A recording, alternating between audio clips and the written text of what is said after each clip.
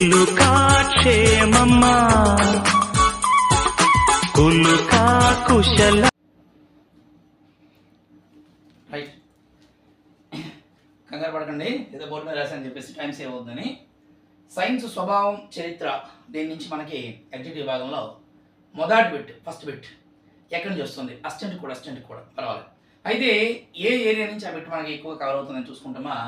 మొదట సైన్స్ అనేటువంటి ఈ ఆంగ్ల పదము అనేటువంటిది సైన్షియా సిరే, ఈ రెండు లాటిన్ పదాలు.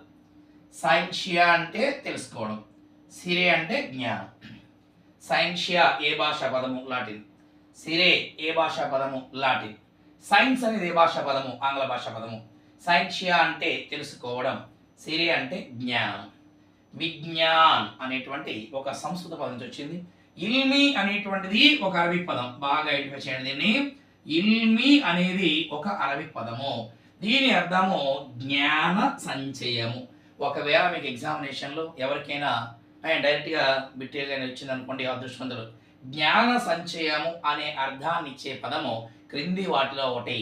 సైన్స్ ఆంగ్ల, సైన్షియా లాటిన్, సిరే లాటిన్, ఇల్మి అరబిక్. దిస్ ఇస్ ఆన్సర్, ఇల్మి అరబిక్. విజ్ఞాన్ అనేది ఏ భాషా పదము, సాంస్క్రిట్. ఇల్మి అనేది ఏ భాషా పదము. ఇంకా అడిగి ఇబ్బంది లేకుంటే ఒక సైడ్ అంతా కూడా ఈ పదాలు ఇచ్చి, ఒక సైడ్ ఈ భాషలు అనేవి ఇచ్చి వాటిని జతపరచు అనేటువంటి మాట అనే అవకాశం అనేది ఉంది కాబట్టి చూసుకోవాలి. ఒక్కసారి మరొకసారి పలికేయండి వాటన్నింటిని కూడా. ఏ పదానికి ఏ అర్థమో కూడా తెలుసుకోవాలి. సైన్స్ అనేటువంటి ఆంగ్ల పదం అనేది ఏ విధంగా వచ్చింది, నేను ఎక్కువసేపు రిపీట్ చేయను, టైం మనకు సేవ్ అవ్వాలి కాబట్టి వెరీ సింపుల్ వెరీ సింపుల్. ఏమి ఈ పదాలు ఏమి ఇల్మి, దీని దృష్టి పడతారు బాగాను, అరబిక్ అనేటువంటి పదము. రైట్. సైన్స్ యొక్క నిర్వచనాలని ఒక్కసారి మనం పరిశీలిస్తే అన్ని నిర్వచనాలు ఉన్నాయి, ఇక్కడ అన్ని ఉన్నాయి. ఒక 10-12 ఉన్నాయి. సరే, ఆ 10-12 చదువుతారు. వీటి మీద ఎక్కువ కాన్సన్ట్రేట్ చేయండి. మొదట from the beginning of A chapter, మన చాప్టర్లో స్టార్ట్ చేయగానే అకాడమీలో నీవు సూర్యుని వలె మండాలి అంటే, సూర్యుని వల్లే మండాలంటే, ముందుగా సూర్యుని వల్లే ప్రకాశించాలంటే ముందుగా సూర్యుని వల్లే మండాలి అంటున్నాడు. నువ్వు అందరితో పాటు కొనియాడబడాలి అంటమా, నీలో అంత విజ్ఞానం ఉండాలని అర్థం. అబ్దుల్ కలాం అన్నమాట.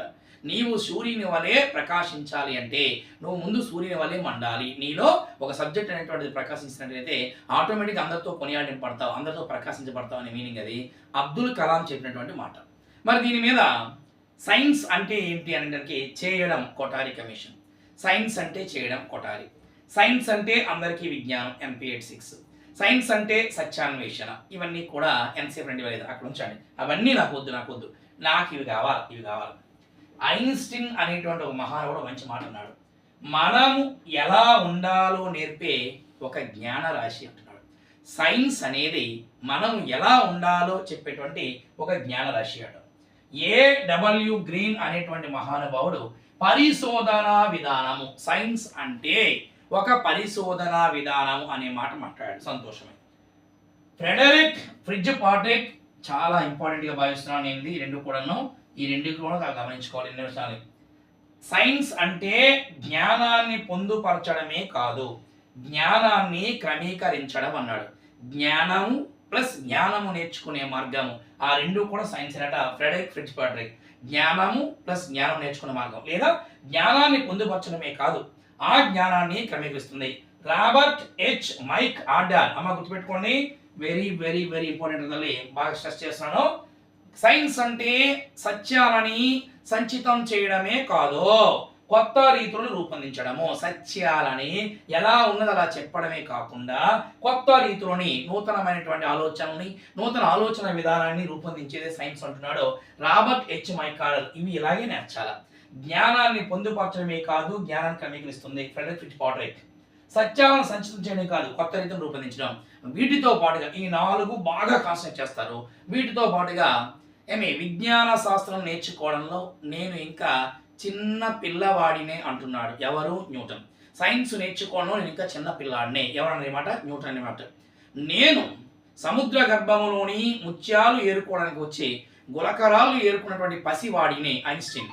సముద్ర గర్భంలోని ముత్యాలు ఏరుకోవడానికి వచ్చి గులకరాలు ఏరుకున్నటువంటి పసివాడిని. ఈ మాట ఎవరన్నా అంటమా, ఐన్స్టీన్ అనేటువంటి మహానుభావుడు ఈ మాట మాట్లాడు.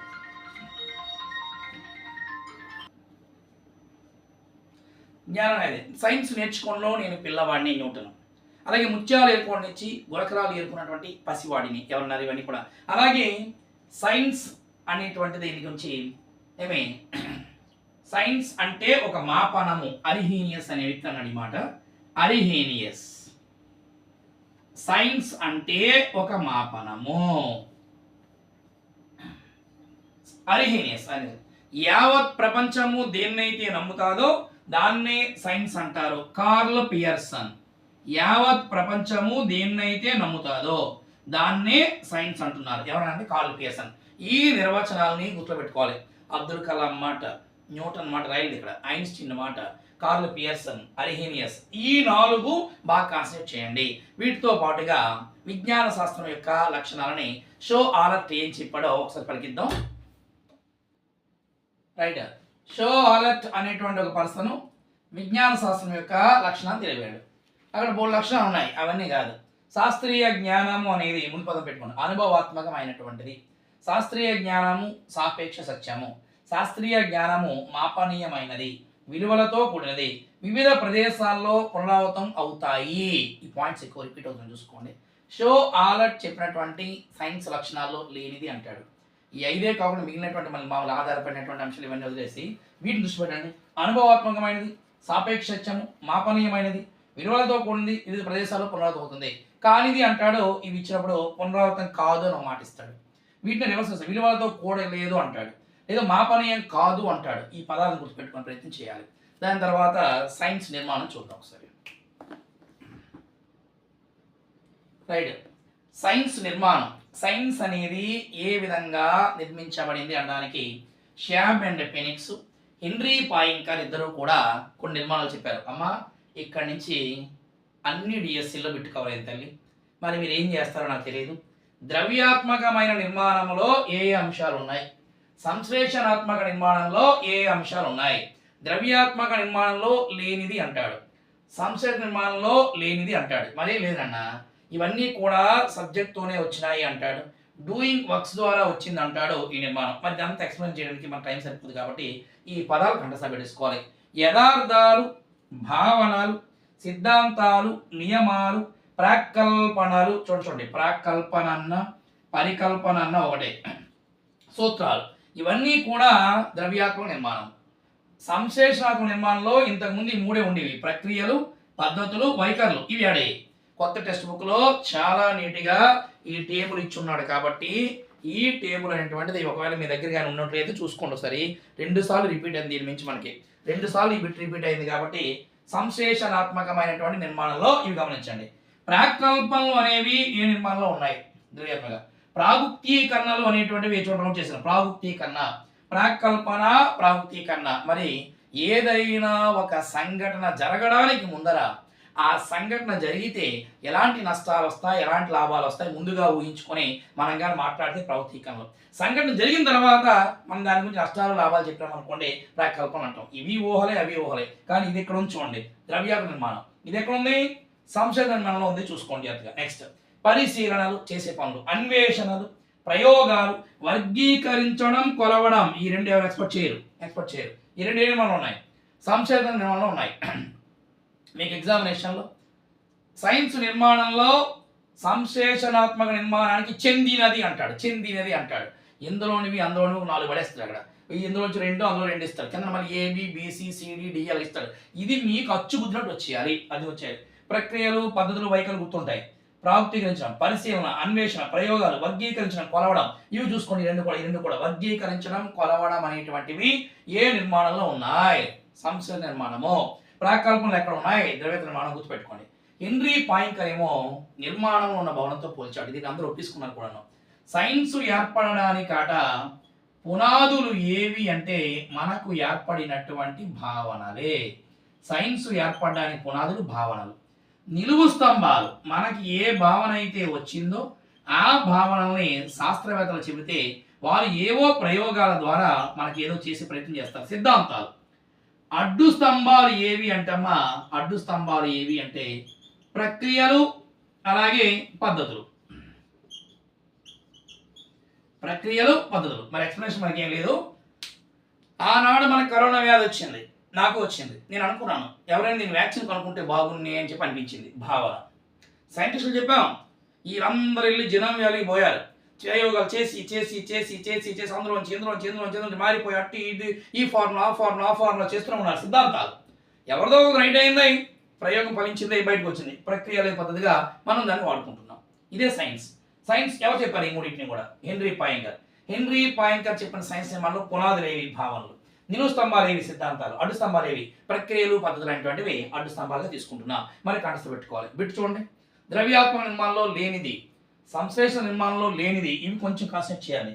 వర్గీకరించడం, కొలవడం, అన్వేషణ అనేవి ఏ నిర్మాణంలో ఉంటాయి, అలాగే సిద్ధాంతాలు, నియమాలు, సూత్రాలు ఏ నియమాల్లో ఉంటాయి, ఇలా కంటస్థ పెట్టుకోవాలి. మరి ఇప్పుడు వీటిలోని కొన్ని ఎగ్జాంపుల్స్ కూడా ఇస్తున్నాడో అకాడమీ దాటిపోకుండా అవి రాసి చూపిస్తాను మీకు, అవి కూడా నేర్చుదురు కానీ ఇవి కంటస్థ పెట్టుకోవాలి. బిట్టాడనా?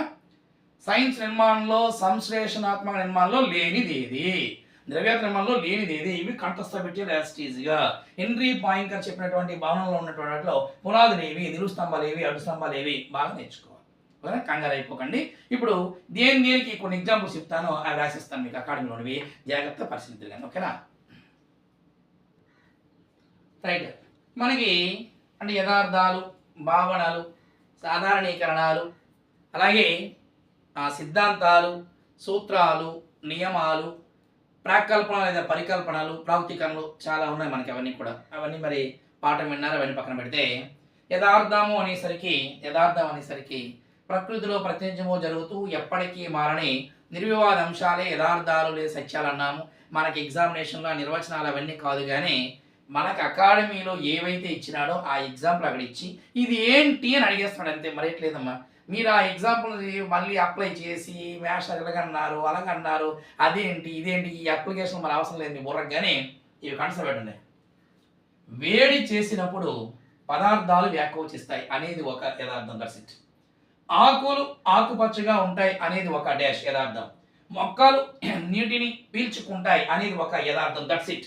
మరి ఇవన్నీ మనం నేర్చాల్సిన పని ఏమి, సింపుల్గా ఎగ్జామ్కి వెళ్ళే ముందర ఈ మూడు ఉన్నటువంటి అంశాలు యథార్థాలు మూడు మాటలు చెప్పాను. వాడు ఒక మాట ఇచ్చి ఇది ఏంటి అని అడుగుతాడు, అది గుర్తుపెట్టుకోండి.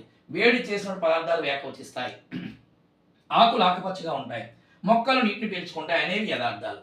భావనల దగ్గర ఓకే, సైన్స్ ఏర్పడడానికి పునాదులు భావనలే చెప్పుకుంటాను, స్వీయ అనుభవాల నుంచి ఏర్పడుతుంది. ఇది పెద్ద సబ్జెక్ట్ ఇదంతా ఇప్పుడు మీరు నేర్చి ర్యాపిడ్ రివిజన్లో మరి పనికిరాదు కాబట్టి ఇవి చూసుకోండి.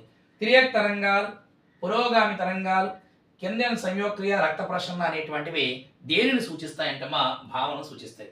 అవి మనకి ఏర్పడినటువంటి కొన్ని భావనల ద్వారా అనేక రకాల సిద్ధాంతాలు వెలుగులోకి వచ్చాయి. సో ఇవి కనసపెట్టుకోండి. ఇక్కడ చూడండి, ఈ రెండు కూడా మరి మీరు ఎంత బాగా కాన్సన్ట్రేట్ చేస్తారనేది, ఇగో నేను టిక్కు పెట్టి లైన్ కొట్టి వదిలాను, ఇక్కడ లైన్ కొట్టి మరి వదిలాను. మరి మీ ఇష్టం, మరి ఎలా చూసుకుంటారు. ఆ పదము కనబడగానే మరి ఏటి ఆలోచించకండి, ఈ సబ్జెక్ట్ అప్లై చేయక్కర్లే, నీ బ్రెయిన్ ఏం అవసరం లేదు మాకు. ఈ చూడు, అన్ని రకాల మొక్కలు శ్వాసిస్తాయి అనేది ఒక సాధారణీకరణ, దర్శింది. అలా ఇచ్చాడు కూడా ఇదే.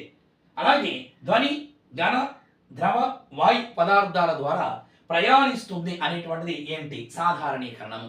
ఈ రెండు ఇచ్చాడు. ఇక్కడ ఒక 3 ఎగ్జాంపుల్స్ రాశాను, ఇక్కడేమో 4 రాశాను, ఇవి 2 ఎగ్జాంపుల్ రాశాను. ఇవి కంటస్థ పెట్టండి. వీటితో పాటుగా ఇంకా ఏమైనా మ్యాథ్స్ మిస్ అయిపోతాయేమో, ఏం లేదండి. సిద్ధాంతాలు ఉన్నాయి, కాంతి సిద్ధాంతాలు, అలాగే మరి బెర్నౌలీ సూత్ర కాంతి సిద్ధాంతాలు ఎలా మారుతున్నాయండి. భూకేంద్ర సిద్ధాంతం తర్వాత సూర్యకేంద్ర సిద్ధాంతం రావడం, ఇవన్నీ కూడా జనరలే. ఆ తర్వాత ప్రాకల్పనలు లేదా పరికల్పన 4 రకాలు: శూన్య పరికల్పన, ప్రకటనాత్మక పరికల్పన, అలాగే ప్రాయుక్తి పరికల్పన, ప్రశ్న పరికల్పన. 2 అంశాల మధ్య సంబంధం లేదు, శూన్యం. సంబంధం ఉంది, ప్రకటనాత్మక. ఊహా రూపంలో చెబితే ప్రాయుక్తి, ప్రశ్న రూపంలో చెప్తే ప్రశ్న. ఆకాశం మేఘావృతం కావడానికి వర్షమానికి సంబంధం లేదు, శూన్యం. ఆకాశం మేఘావృతం కావడానికి వర్షమానికి సంబంధం ఉంది, ప్రకటనాత్మక. ఆకాశం మేఘావృతం అయితే వర్షం వస్తుంది, ప్రాయుక్తి పరికల్పన. ఆకాశం మేఘావృతం అయితే వర్షం వస్తుందా, ప్రశ్న పరికల్పన. ఓకే, మరి ఈ సిద్ధాంతాలన్నీ వేళ నిజమైతే మనకి సూత్రాలు లేదా నియమాలు వస్తాయి. ఆ సూత్రాలు లేదా నియమాలకి కొన్ని మాటలు కూడా చెప్తాను, చూసుకోండి. నియంత్రించిన పరిస్థితిలో నిజమైతే నియమం అంటాం, లేదా మామూలుగా అయితే దాన్ని సూత్రం అని అంటాం. చాలా ఎక్కువ అయిపోయినా మళ్ళీ ఇబ్బంది. వీటిని బాగా కాన్సన్ట్రేట్ చేస్తారు, ఈ వీటి మీద ఎక్కువగా దృష్టి పెడతారు. ఈ 3 ఎగ్జాంపుల్స్ కన్సిడర్ చేసుకోండి. వేడి చేసినప్పుడు పదార్థాలు వ్యాకోచిస్తాయి అనేది ఒక యథార్థం, దట్స్ ఇట్. ఆకులు ఆకుపచ్చగా ఉంటాయి అనేది ఒక యథార్థం. మొక్కలు నీటిని పీల్చుకుంటాయి యథార్థం. ఇవన్నీ కూడా ఓకే. అలాగే అన్ని రకాల మొక్కలు శ్వాసిస్తాయి, సాధారణీకరణ.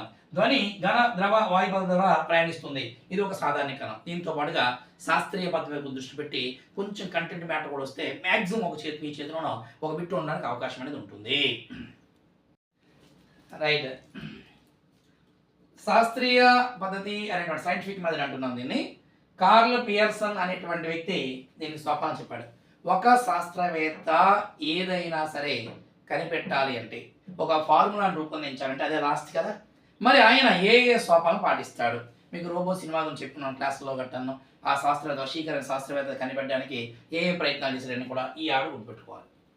సమస్యని గుర్తించడం, సమస్యని నిర్వచించటం, పరికల్పనలు రూపొందించటం, దత్తాంశాలు సేకరించడం, ప్రతిక్షేపించడం, ఆ యొక్క పరికల్పనలు మళ్ళీ పరీక్షించటం, సాధారణీకరణలు రూపొందించడం, అన్వయించడం.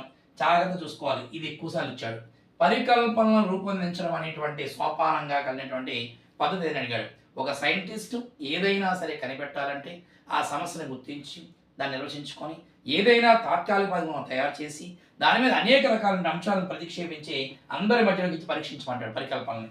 ఆ పరీక్షగా నిజమైపోయింది అనుకోండి, అప్పుడు వెంటనే సాధారణీకరణంగా తీసుకొని దాన్ని సమాజంలోకి పంపిస్తాడు. ఇలా ఒక శాస్త్రీయ పద్ధతి అనేటువంటిది ఒక శాస్త్రవేత్త రూపొందించినప్పుడు ఈ సోపానం ప్రయత్నిస్తాడు. శాస్త్రీయ పద్ధతి సోపానాల్లో లేనిది. శాస్త్రీయ పద్ధతి సోపానాలని ఎవరు చెప్పారు? Curl Pearson. అలాగే శాస్త్రీయ పద్ధతిలో ఉండేటువంటి అంశాల్లో సాధారణీకరణాలు రూపొందించడం అనేటువంటిది ఎన్నో సోపానం, పరికల్పనలు పరీక్షించడం ఎన్నో సోపానం. ఇలా ఇచ్చే అవకాశం ఉంది కాబట్టి వీటిని కంఠస్థ పెట్టుకోవాలి. ఇది ఆల్రెడీ మనకి ఇచ్చినటువంటిది. అలా చూడండి, నేషనల్ సైన్స్ అసోసియేషన్ వీళ్ళట ఈ యొక్క శాస్త్రీయ పద్ధతి అనేటువంటి దాని మీద కొన్ని రకాలైనటువంటి మాటలు చెప్పారు. ఏంటా మాట్లాడ? శాస్త్రీయము అంటే సైన్స్ అనేటువంటిది ఎప్పుడు కూడా గత పునాదుల మీద, అనుభవాల మీద ఆధారపడి ఉంటుంది. అలాగే సైన్స్ యొక్క విషయాల్ని ఎప్పుడైనా, ఎవరైనా, ఎక్కడైనా సరి చూసుకోవచ్చును, విభిన్న కోణాల్లో ఆలోచించి అవగాహన చేసుకోవచ్చును. సైన్స్ అనేది ఒక నిరంతరమైనటువంటి అంతము కానిటువంటి ఒక ప్రక్రియ. అలాగే సైన్స్లో ఉండేటువంటి సూత్రాలు కానీ, ఈ యొక్క నియమాలు కానీ ఎప్పుడు కూడా స్థిరీకరణ జరిగి అందరికీ కూడా ఆమోదయోగ్యంగా ఉంటాయి అని చెప్పేసి ఒక 5 మాటలని నేషనల్ సైన్స్ అసోసియేషన్ చెప్పినటువంటి మాటల్లో లేనిది అంటాడు. వీటిని కనసపెట్టుకోండి. గత అనుభవాల మీద ఆధారపడి ఉంటాయి, సరి చూసుకోవచ్చు ఎవరైనా సరే. అలాగే విభిన్న కోణాల్లో అవగాహన చేసే ప్రయత్నం చేస్తారు. నిరంతరమైనటువంటి అంతఃకారణ ప్రక్రియ, సూత్రాల స్థిరీకరణ అనేటువంటి జరుగుతుంది అని చెప్పేసి ఈ 5 అంశాలని కూడా గుర్తుపెట్టుకుని ప్రయత్నం చేయాలి. నేషనల్ సైన్స్ అసోసియేషన్ చెప్పింది శాస్త్రీయ పద్ధతి గురించి. వాళ్ళు చెప్పినట్టు కొన్ని మాటలు, ఈ సోపానాలని ఐడియా తెచ్చుకోవాలి. అలాగే వీటితో పాటుగా ఒక పేజీలో మీకు చిన్న కంటెంట్ మ్యాటర్ ఇచ్చారు. హిస్టోరియా ప్లాంటేరియం ఎవరు చెప్పుకున్నారు, థియోఫ్లాస్టస్ అనేటువంటి వ్యక్తి ఏం చెప్పాడు, లూయి పాస్చర్ ఏం చెప్పాడు, శాస్త్రవేత్తల గురించి కొన్ని రకాలైన మాటలు మనకి ఒక పేజీలోన మీకు లాస్ట్లో ఇవ్వడం జరిగింది. అవి కూడా చూసుకున్నట్టే ఈ పాఠంలో మనం ఈ బిట్టి మిస్ అయ్యేటువంటి అవకాశం అనేది ఉండదు. జాగ్రత్త. ఎందుకంటే ఇది ఒక్కసారి చూడండి, కొత్తది. ఈ అంశాన్ని మర్చిపోవద్దు. ఎన్ఎస్ఏ సూచించినటువంటి అంశాల్లో లేనిది అంటాడు, శాస్త్రీయ పద్ధతి సోపానాల్లో లేనిది అంటాడు. వీటితో పాటుగా కొన్ని రకాలు చెప్పారు. థియోప్లాస్టస్ ఏం చేశాడు, హిస్టోరియా ప్లాంటేరియం ఏం చెప్పింది. ఒక పేజీ ఈక్వేట్ కాదు అవన్నీ కూడా. ఇవన్నీ కలిపి కంఠస్థ పెట్టుకోవాలి. ఎవరెవరు ఏం బ్లాక్ హోల్స్ గురించి ఎవరు మాట్లాడారు, సుబ్రహ్మణ్య చంద్రశేఖర్కి ఏ విభాగంలో నోబెల్ ప్రైజ్ వచ్చింది, ఒక పేజీలో ఇచ్చున్నాడు. ఆ పేజీ అనేటువంటిది లాస్ట్లో ఒక ట్యాగ్ చేస్తాను వీలైతే, లేదంటే ఆల్రెడీ మన నోట్స్లో ఉంటుంది, ఒకసారి చూసుకోండి. మీ మొత్తానికి ఏదైనా సైన్స్ స్వభావము, చరిత్ర ఎక్కువగా ఉండేటువంటి అంశాల్లో ఆ యథార్థాలు, భావనలు, సాధారణీకరణ చెప్పాను చూడండి. ఏవి ఆ ఎగ్జాంపుల్స్ అవి కంఠస్థ పెట్టడం ప్రయత్నం చేయండి. నిర్వచనం మీద దృష్టి పెట్టండి. ఈ స్వాపాలను కంఠస్థ పెట్టాలి. సైన్స్ నిర్మాణాలు ఉన్నాయి, వాటిని దృష్టి పెట్టుకోవాలి. ఓకేనా? Right, thank you.